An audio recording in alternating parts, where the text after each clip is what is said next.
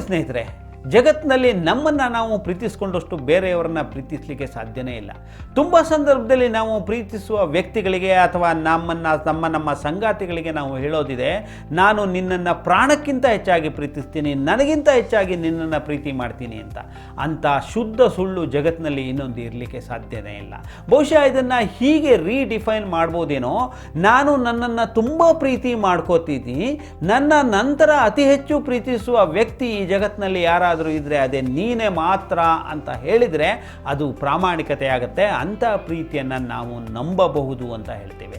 ಇದಕ್ಕೆ ನೀವು ಹೀಗೆ ಹೇಳಿದರೆ ಅರ್ಥ ಆಗಲಿಕ್ಕಿಲ್ಲ. ನೋಡಿ, ನಿಮ್ಮ ಹೆಸರನ್ನು ಕರೆದು ಪದೇ ಪದೇ ಮಾತಾಡಿಸುವಂಥ ವ್ಯಕ್ತಿ ನಿಮಗೆ ಹೆಚ್ಚು ಇಷ್ಟ ಆಗುತ್ತಾರೆ.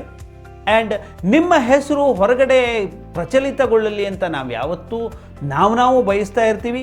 ಒಂದು ಪತ್ರಿಕೆಗಳಲ್ಲೋ, ಟಿ ವಿಗಳಲ್ಲೋ, ಸಮಾರಂಭದಲ್ಲೋ ಅಥವಾ ಸ್ನೇಹಿತ ವರ್ಗದಲ್ಲೋ, ಸಮುದಾಯದಲ್ಲೋ ನಮ್ಮ ಹೆಸರನ್ನು ಹೇಳಲಿ ಅಂತ ನಾವು ಕಾತರಿಸ್ತಾ ಇರ್ತೀವಲ್ಲ.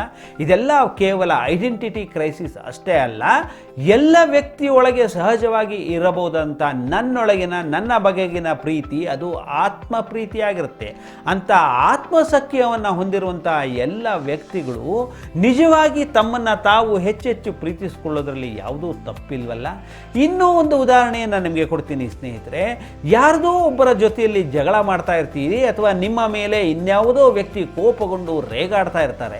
ಅಂಥ ಸಂದರ್ಭದಲ್ಲಿ ಅಂಥ ವ್ಯಕ್ತಿಗಳ ಹೆಸರನ್ನು ಪದೇ ಪದೇ ಅಥವಾ ಅವರ ಸಂಬಂಧವನ್ನು ಪದೇ ಪದೇ ಹೇಳಿ ಅವರನ್ನು ಮಾತಾಡಿಸ್ಲಿಕ್ಕೆ ಆರಂಭಿಸಿದರೆ ಅವರ ಕೋಪ ತನ್ನಿಂತಾನೇ ತಣ್ಣಗಾಗ್ತಾ ಬರುತ್ತೆ.